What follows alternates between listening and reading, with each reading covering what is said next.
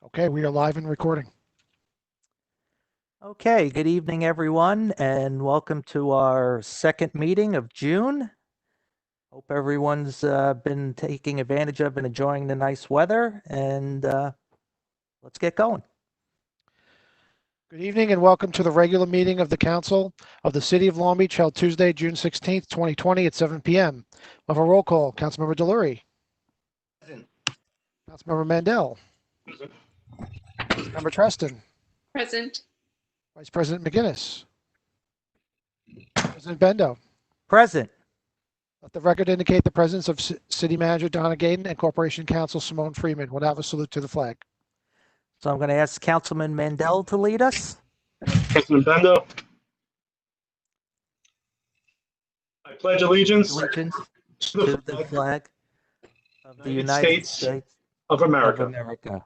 and to the republic Republic for which it which stands, stands one nation, one nation, under under God, God, indivisible, with liberty with liberty and justice for all. For all.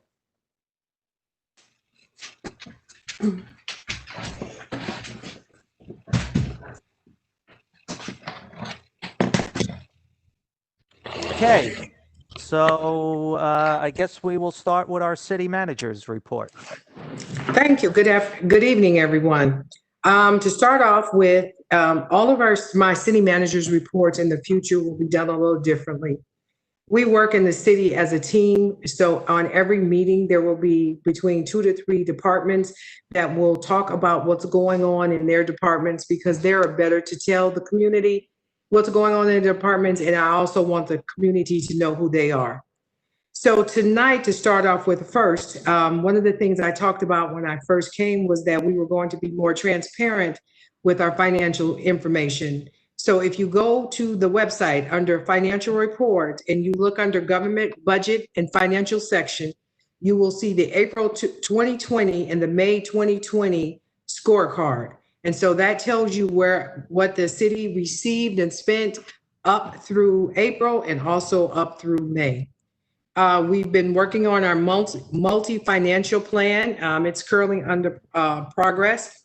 And late August, we will have a financial town hall meeting where we will discuss preliminary June 30th financial information, and we will discuss the 5-year multi-plan. In doing some of our research, we discovered that the city is owed approximately $5 million in uncollected revenue. And so I'm happy to say as of today, we received approximately 600 of that 5 million. And we know approximately another $500,000 is on its way. So that leaves an outstanding balance of 3.9 million that's owed to the city. And we're working extremely hard to get that money into the city. And this money has been owed to the city from 2012 and forward. We also had not spent all of our CDBG money. And so now we are taking $395,000 from prior year CDBG grant, and it's going to be used to repair the elevators in City Hall, as well as the pool in the rec center. I want to let everybody know that the farmers market will have a soft opening tomorrow. And after tomorrow, it will be open every Wednesday and every Saturday. So the departments that I wanted to include today, and they can go one right after the other, will be Phil Regona first from Beach, and then Chief Gillespie for lifeguards, and Joe Brand from the rec center. So Phil, if you want to start off. Absolutely. Thank you, Ms. Gaden. Firstly, I'd like to thank the city manager and the city council for inviting me tonight to speak a little about the Ocean Beach Park, which is obviously a very big, integral part of our city. I have to say, to tell all of you that it's a changing and fluid time would be an absolute and true understatement. We're all navigating these uncharted waters on the beach together. But we all know our primary responsibility is your safety and our residents' safety. So in regards to the beach park, initially we were going to sell beach passes to the beach park on May 4th. That was the idea. Obviously, that didn't work out with the COVID-19 pandemic that we are facing. We didn't know if we were going to have a beach. We didn't know, well, we have a beach, but we know if we can open it up. When we got direction from the state, we at that point understood that we could start selling passes. So 2 weeks later, May 18th, we started selling our seasonal beach passes. And in short order, we made it exclusively to our residents. Really happy to say that sales are brisk. Our residents wanted to get to the beach.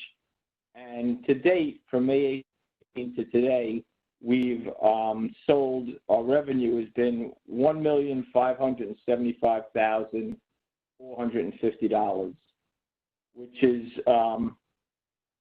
pretty impressive compared to years past. And that's without selling passes to non-residents or daily passes. We've had 9 weekend dates passed so far that we have not been open for non-resident dailies. So we really, we've done well, and our residents have kind of indicated that they want to be on their beach. As far as the beach park itself goes, which is the boardwalk and beach, bicycle riding has been a big issue and a big item. We opened it up initially just to bicycle riding from sunrise to 10 a.m. And that was to keep everybody safe and to make sure that we didn't have too many bikes out there.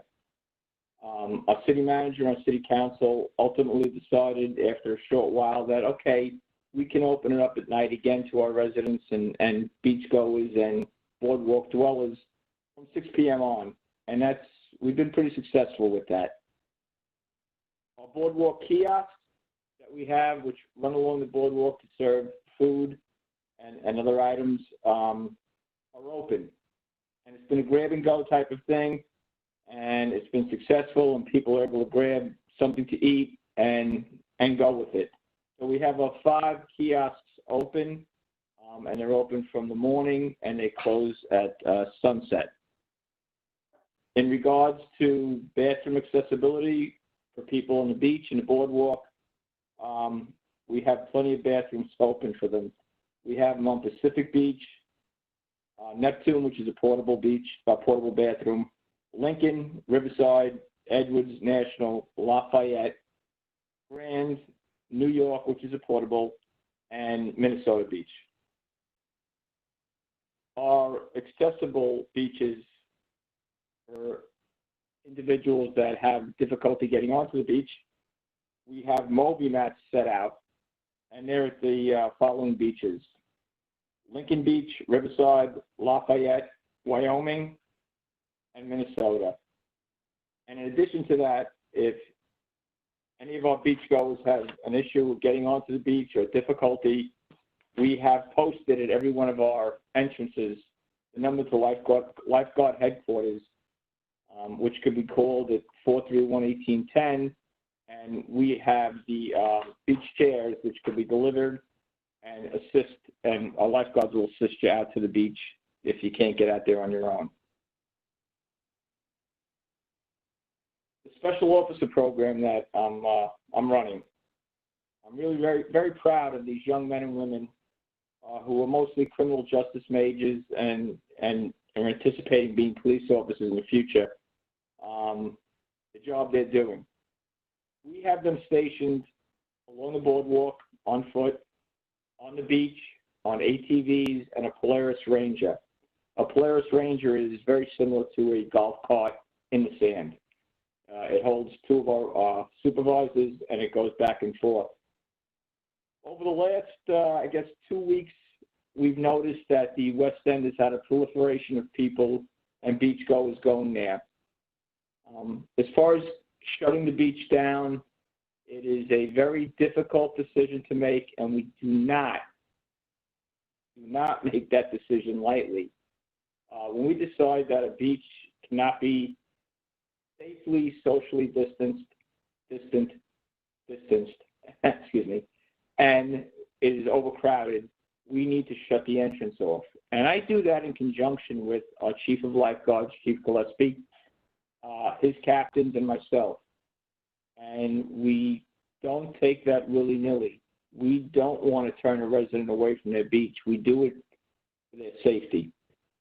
It is a very well thought out action, and it's only done when we finally decide that we can't have that beach open for your safety. And when we do that, I send my specials down to make sure that all the beachgoers have their passes also. And if someone has been on the beach prior and they leave to use whatever they want to do, if they're going to their house and coming back, we let them back on. We don't stop them from coming back on their beach. It's a difficult decision to make, but it's a necessary decision. I don't think it's a forever thing, but it's certainly something that we need to do right now. Over the last 2 weeks, we've only had 2 days, June 6th and June 13th, where we've had to stop entry onto some West End beaches. And it's because of the large crowds and the inability to safely social distance. The decision is not an easy decision, like I said, and we only do it after careful thought. Our special officers that are out there, I have 4 of them assigned strictly to the West End. And they're out there to make sure that everybody has a beach pass. And there's been some issues and some complaints in regards to beach passes not being with every beachgoer. So they check and they do what we call a beach sweep, each group. And when they do the groups in the West End, if you don't have a pass, you either get a summons or you're told to leave the beach. The specials themselves have basically hit an all-time high with summonses. They've issued 185, I'll say that again, 185 appearance summonses for these type of municipal code violations. And that includes alcohol on the beach, walking on the jetties, illegal entry, no beach pass, etc. So although it may appear that there's no enforcement, there is a lot of enforcement. And these special officers are working really hard, and they're issuing summonses, and they're trying their best, and I think very successfully, to keep non-residents out of the West End and the center of town, and to make sure that the beach is safe. So we'll keep putting one foot in front of the other, and every day is a different scenario, but we're in front of it, and we're doing our best to keep you safe. Thank you all. Thank you, Phil. I want to say thank you for giving myself and the council the credit for opening up the boardwalk and the beaches, but who actually gets the credit is Department of Health, because we had to get their approval prior to opening anything up. So I just wanted to make sure that everybody know that the Department of Health had a key role in everything opening. Okay, Chief, you're up. Yeah. Good evening, everyone. I'd just like to add what Phil, it's very difficult working down in that West End, because the reality of it, the kids think they're invincible. And very difficult to have them social distance, and forget about masks, they don't wear them. That's the reality of everything. And we're trying hard. We continue to work towards making the beach better down there. I think as a whole, the beach is doing pretty good. I am taking a few of the city council people, and of course, our city manager has been down there all the time and literally knowing what's going on. She knows a lot about the beach that a lot of city managers didn't care to know. And I got to give her tremendous credit for that, because it's not an easy thing, because we do a lot down there.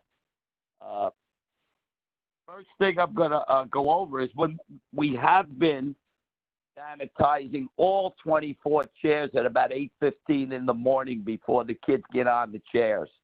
Because during the week and even after hours, before hours, there's a lot of people that sit up there, and you never know who has what. So every morning at 8:15, we sanitize our chairs. Then all guards that are working on the patrol, along with the officers and the EMTs, everybody that works down there, does their morning survey that they answer 4 questions about the covert, and it goes into City Hall. I think Richie Berrios does does the looking at the and evaluating the surveys they do. If it, yes answer, then we contact Richie right away, and he takes it from there usually. We haven't had any. We've had a couple of yeses, but they were mistakes by two of the lifeguards. I'm going to explain something about saves and not. We make saves down there, but the less saves we make, the better the patrol is doing. We do what we call preventative actions, lifeguarding. What they do in California is lifeguard saving. They don't get out of that tower to go down there, tell a person to go over, come in, you're stepping in a hole, watch where you're going. The rip is over here, please move over. That's the kind of things that we do that help us in our pretty good record we have of not losing people. We have that emergency response team that is out there right now during the days that the patrol is not on the beach. And what we try to do is keep the people out of the water. When we have a huge crowd down there, I'll take the whole response team. When it's we look at the weather religiously, the water religious to see how bad it is. We've had a break because the weather, the temperature has been pretty good. It's hasn't been going sky high, so we're not getting huge crowds. We had a couple of days where we did have big crowds down there. Let me see here.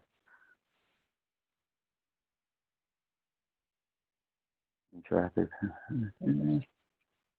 Yeah, so after we get going during the day, we try to go around and evaluate everything that we have been doing. I think this new thing we're going to try with the filling in the beaches that are not there with the out-of-town people, I think it'll work. I think, I shouldn't say I think, I know, by standing on the beach and we have the boardwalk to look at, you can see the people in line. You can see the people on the beach. It makes it a lot easier for us to evaluate, are we 50% or are we over? The West End is tough because you got that big dune there. You never know who's coming over the hill, so to speak. So that's one of our problems with the West End, too. I wish we had a better way of really seeing what's coming over like we do on the boardwalk. I think that's about it. Does anybody have any? Wait a second. I still have one thing. You know, I have a few worries, and this is for everybody to understand. The colleges could be going back to school at the end of July. They're talking about it and ending in November. Has anyone heard about that? So that means we will lose lifeguards. Now, that's every patrol will be going through this, not just us. So I'm hoping that it's pushed back a little bit to the middle of August, but I don't know yet. We haven't heard anything, but we're gonna.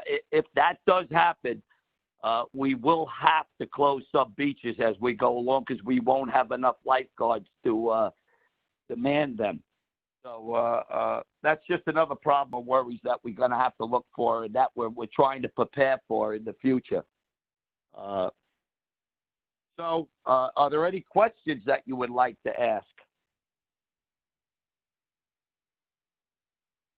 Hello? All right, thanks, Chief. I don't think anyone has any questions, at least I can't see where anybody has any at this time. It was important that everyone hears about what's going on at the beach and why we have to close some beaches and how things happen, because we have been getting a lot of calls and we have been getting a lot of questions. So it was important for the two of them to speak. And I know we've been also getting some questions about summer programs.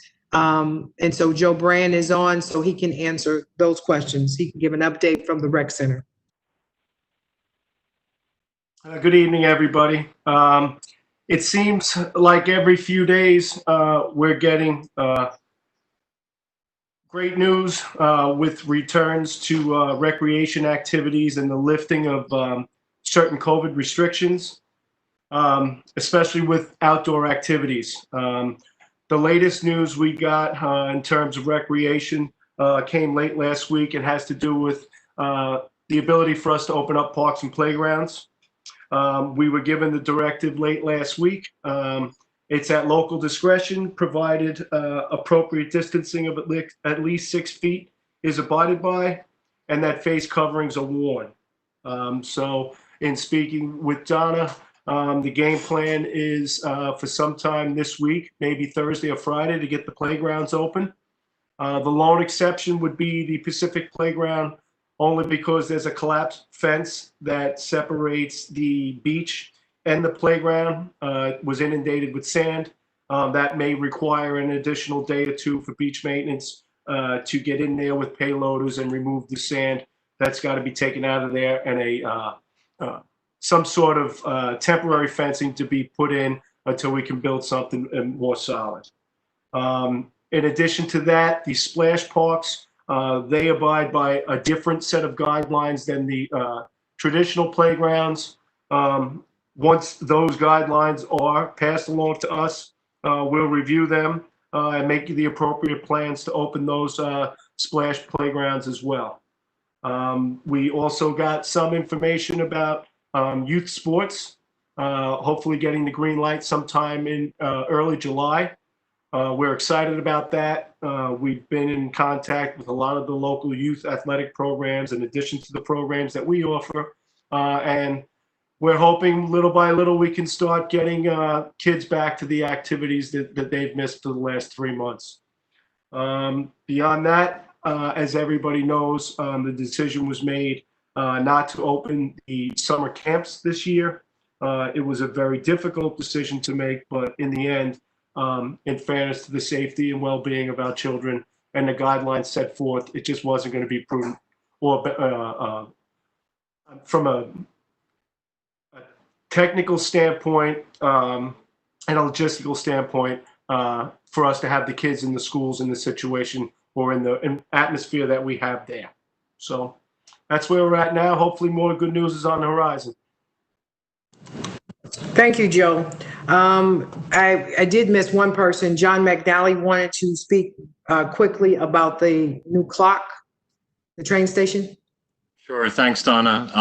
So as everyone will recall, Assemblyman Wiesenberg made a very generous donation of $25,000 in January of this year to replace the clock, the historic clock in front of the Long Island Railroad Station. It's been a long wait, but at long last, that clock came in earlier on this week and was installed. Harvey and I sat and watched them along with Donna to install part of it. Harvey is ecstatic, as are the rest of us. You know, it's just a great symbolic gesture on his part and something uplifting for the city. And there is going to be a plaque in front of it that Harvey dedicated to the timeless tradition of law enforcement, to those who have served and those who continue to serve. So again, following on Joe's heels, some more good news. And then to end my report, I just wanted to mention about 3 weeks ago, Mr. Jake Jacoby was down at the lifeguard facility on the beach eating lunch with one of his colleagues, and his colleague began to choke. And Mr. Jacoby saved him from choking. It was an intense minute or two there, but Mr. Jacoby was able to make sure that what was stuck in the gentleman's throat, that it was unlodged, and that the gentleman survived, and he's doing well. And so I believe that we should tell our employees that we appreciate them. And so I want Jake Jacoby to know that I appreciate what he did as a lifeguard and as a firefighter, but one, as a colleague, that he was there at a time of need and he did what was correct. And I'm just thankful that he was there. And I'm sure the gentleman that he saved was there, is very thankful. And so I want to say to Jake Jacoby that I appreciate you and the work that you have done. That ends my report. Okay, thank you, Donna. Next, we're going to go to Councilman Mandel. Thank you, President Bendo. I just wanted to briefly touch on something I observed last Saturday night, June 13th. One of our residents, John Nichols, found a disoriented elderly man wandering the streets here in Long Beach. Mr. Nichols, without hesitation, stepped in, transported the man to the Long Beach Police Department to make sure the man was safe. At which time Sergeant Walsh and also Officer Walpole assisted, and the three of them made sure that this man was returned home safely. This was late Saturday night. It was dark. The city was busy. This gentleman was definitely in need of assistance, and the three of them stepped up and answered the call. So on behalf of the city, I want to thank them, and also highlight that Mr. Nichols' acts tonight serve as a reminder of what really the true Long Beach spirit and what makes this city one of the best places in the world to live, which is our residents. So thank you, Mr. Nichols. Thank you, Sergeant Walsh. And thank you, Officer Walpole. Thank you, President Bendo. Okay, great. Good story to hear. We're going to hear now from Councilwoman Preston. These past several weeks, can everyone hear me okay? Yes. These past several weeks and months have been challenging, to say the least. Our hands were filled with the fiscal crisis, and then COVID-19 hit. These have tested us all as individuals and as a society in unprecedented ways. And then the killing of George Floyd happened. Unfortunately, this killing was not unprecedented, and it should force our society to take a hard look in the mirror. We are not born racist. Racism is learned. Racism is destructive and divisive, a practice that needs to be left in the past. That said, as elected officials of this city, what we feel we must make unequivocally clear is that hate has absolutely no place here. We are diverse and a caring community. Whether it comes from outside our community or from within, hate and discrimination will not be tolerated in Long Beach. In the days ahead, we'll be making an announcement about a virtual community meeting where we can all come together to discuss how Long Beach can lead by example and forge a path forward towards a more equitable and just community. Thank you, President Bendo. Thank you, Liz. Something that needed to be said. And then I guess before we move on to the agenda, we've been hearing from a lot of people about the situation with the bars and the restaurants, particularly in the West End. We are sensitive to the impact the pandemic's had on our businesses and the workforce. And quite frankly, we've worked very hard to let the businesses know the rules and have issued them a lot of warnings in the hopes of avoiding further economic hardship. But the governor's made it clear that he is taking enforcement seriously. The city's not going to risk our beach, our boardwalk, or the other businesses being shut down because a few certain establishments refuse to abide by the rules.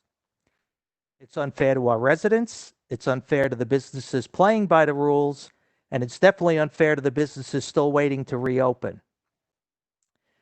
During a conference call we had earlier today, staff members from the governor's office, the New York State Department of Health, and the New York State Liquor Authority reminded, that's the word, reminded city officials that gatherings of more than 10 people are still prohibited by the governor's executive order. Individuals or businesses who violate the orders are subject to a maximum fine of $1,000 per violation per day. We were also reminded that the penalties for bars and restaurants that operate outside of the governor's executive orders and the New York State Liquor Authority's guidelines for outdoor, takeout, and/or delivery food services shall be subject to monetary fines ranging from $10,000 to $100,000. So, beginning this week, if we see businesses not adhering to the guidelines they agreed to, those businesses can expect to be issued summonses. We've tried very hard to work with the business community, and they have been warned multiple times, but the governor has made it clear that the time for education is over, and it's time for businesses to adhere to the guidelines that they agreed to. So we look forward to seeing full compliance moving forward. So with that, I guess we can move on to our agenda. Okay. Item number 1 is a resolution designating a responsible local official for the city's Edwards Boulevard project. Okay, do we have anyone that's going to address that? Was Commissioner Miranda on? Yes, hold on. I have to unmute him. Okay. John, you're unmuted. Okay. We have a grant from the New York State Department of Transportation, a TAP grant, to redo Edwards Avenue from Broadway, from West Park down to Broadway. That contract has been bid.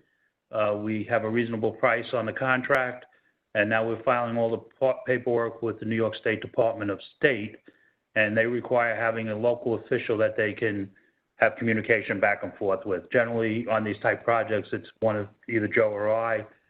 So Joe's got a pretty full plate, so I volunteered to be the person that they would contact. Okay.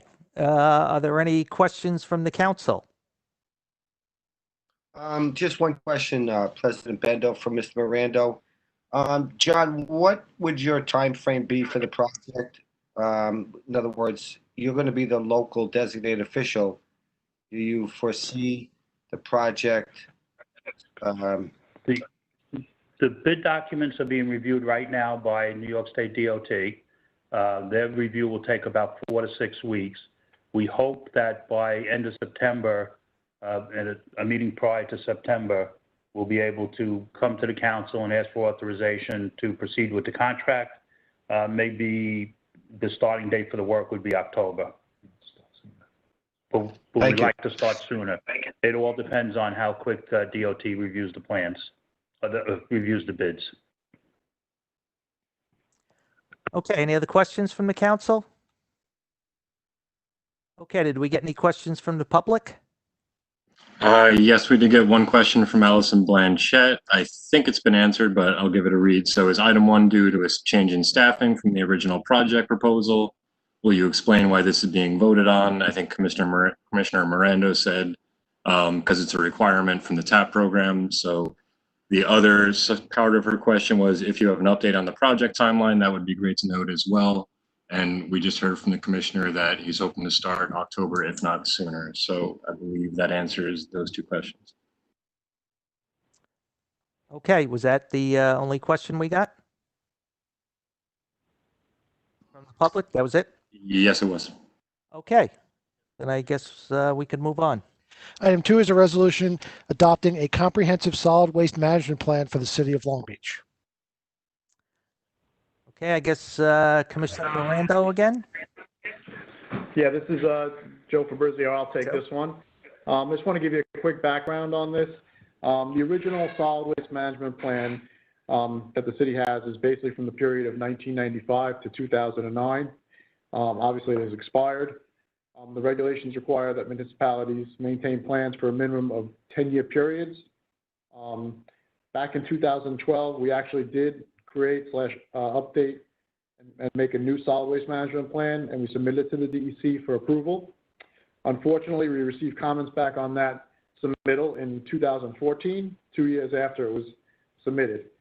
So then we had to update it again, and we submitted the document on October 15, 2015. 3 years later, in February 2018, we received comments again from the DEC. And at that point, all of the regulations regarding solid waste had changed.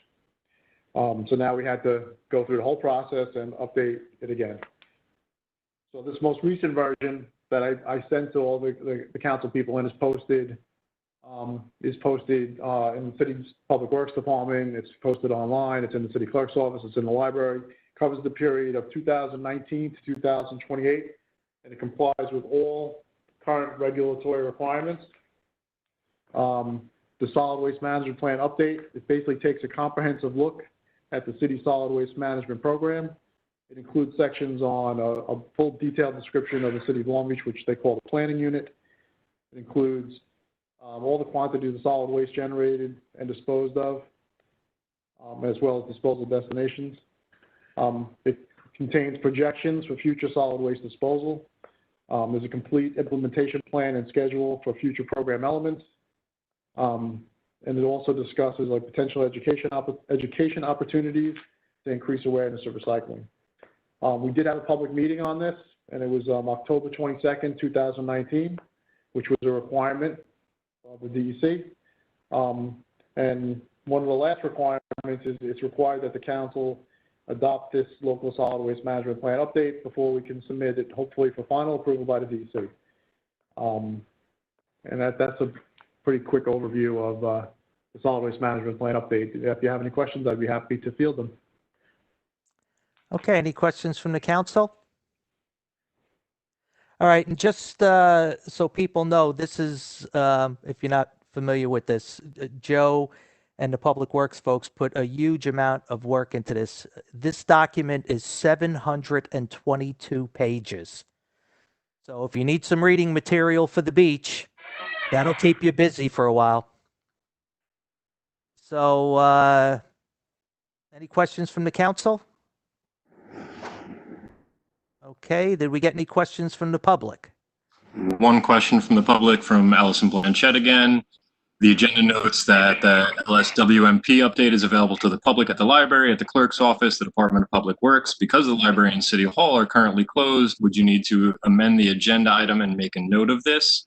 I spoke with both the clerk and Corporations Counsel's office, and because this is a project that spans out into 2028, and because it's available online, we are all hopeful that folks, if they are so desirous, will be able to go to the library or City Hall sometime before 2028 when this pandemic wraps up. So it does not need to be amended because that information will still be valid in the hopefully not too distant future, and because it is available online now. Okay, were there any other questions from the public? That was the only other question on this item. Okay, then we can move on.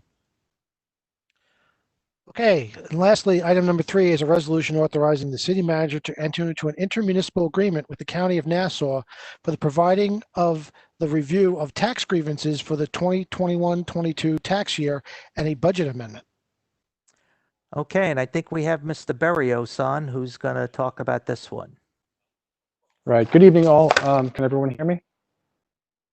Okay. Yes. All right. So just the overview. This is a municipal agreement between Nassau County and the city. The purpose of this agreement is such that the city basically handles all of the county's commercial and residential tax grievances that the county deems conflict cases, meaning cases of people who are in the Department of Assessment, who are being assessed and things of that nature. The rate would be $95 per residential tax grievance and $250 an hour for commercial tax grievances. Both of those rates also include reimbursement from the county for reasonable and customary expenses or activities that are incurred by our staff. The duration of this agreement is only a year, and that's only what the law allows for. It's a year-to-year thing, so we couldn't do more than 1 year at a time, even if we wanted to. At this point, I believe the county's budget is about $32,750 for this, and we're conservatively budgeting at $30,000. So we hope this to be basically, the goal of this agreement essentially is to make it a source of revenue for the city, and pending its success after this year, making it a recurring source of revenue for the city. Excuse me. And with that, Okay, so just in layman's terms, this is basically if like a Long Beach city employee wanted to grieve their taxes, it wouldn't be appropriate for Long Beach staff to review that grievance since they probably know the person. So the county will do it and vice versa. We'll be doing it for county people that are conflicted out because perhaps they're an employee or something like that of the county. That's correct. This is essentially a reciprocal agreement where each the county and the municipality, which is us, handle each other's conflict cases. So Okay. if Ray decides, I'm sorry, the tax assessor decides a case is, a conflict because of an employee being assessed, then it goes to the county and vice versa. You're right, Joe. Okay. Are there any? It's important to note that it's just not employees, it would include council members, so that nobody thinks that council members will get a special, their assessments will be done in the city of Long Beach. They will Yeah. not. Yeah, actually, I think I was the impetus for this because my wife went to grieve our taxes and we found out we couldn't because of this. So we have to, once this is passed, if we decide to grieve our taxes, it'll actually have to be done by the county.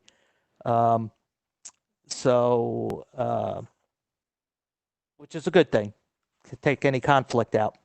So any questions from the council? Just one comment that I did review it with the controller, Ina Resnick, and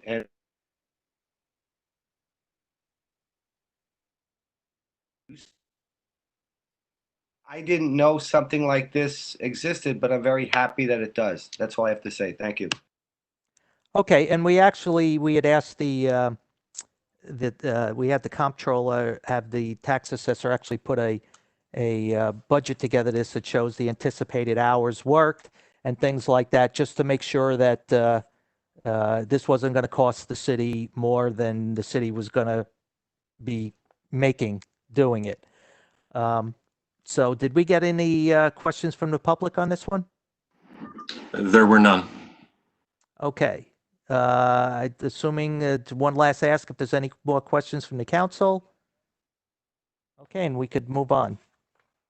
Okay, on to the voting.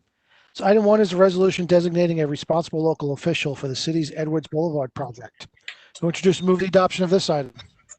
I will. Second, I will. Councilmember Delory, Yes. Councilmember Mandel, Yes. Councilmember Treston, Yes. Vice President McGinnis, Yes. President Bendo. Yes. Item 2 is a resolution adopting a comprehensive solid waste management plan for the city of Long Beach. So introduce and move the adoption of this item. I will. Second, I will. voting, Councilmember Delory, I'd like to thank Miranda and Joe Fabrizio for a lot of work that went into this plan, and I'm happy to vote yes. Thank you. Councilmember Mandel, Yes. Councilmember Treston. You're muted, Councilmember Treston. I would also like to thank the Department of Public Works on their efforts. It was a very large document. There was good public input. I was at the meeting back in October, and with that, I vote yes. Vice President McGinnis, Yes. President Bendo. Yes. And finally, item 3 is a resolution authorizing the city manager to enter into an intermunicipal agreement with the County of Nassau for the providing of the review of tax grievances for the 2021-22 tax year and a budget amendment. I introduce and move the adoption of this item. I will. Second, I will. voting, Councilmember Delory, Councilmember Mandel, Yes. Councilmember Treston, Yes. Vice President McGinnis, Yes. President Bendo. Yes. We'll make a motion to close the meeting. Will. Who was that? Me. Liz. Okay, thank you. Second, I will. voting, Councilmember Delory, I broke up. Say that. I couldn't hear you. a motion to vote to close the meeting. Vote to close. Okay. Yes. Councilmember Mandel, Yes. Councilmember Treston, Yes. Vice President McGinnis, Yes. President Bendo. Yes. Okay. Okay, good and welfare. Did we get, what did we get for good and welfare? So I'll just note that the questions that were asked for the June 2nd meeting, those questions and the responses are up on the city's website at this time. And we got, it looks like, questions from 11 individuals. Roy Lester, Ed Smith, Marie Brutus, Karen Cybernet, Robin Donovan, Ellen Bloom, Lisa Santinos, Robert Zeminski, Daniela Hallis, Eric Fox, and Albert Albuquerque are the folks that we have questions for, and those will all be responded to in advance of the next meeting. Okay, then with that, I guess we are done. So thanks for attending, folks, and have a good evening. Enjoy the rest of your evening. Don't forget to fill out your census. And don't forget to fill out your census. We're falling behind everyone else. Have a good evening. Have a good evening. Thank you, everybody.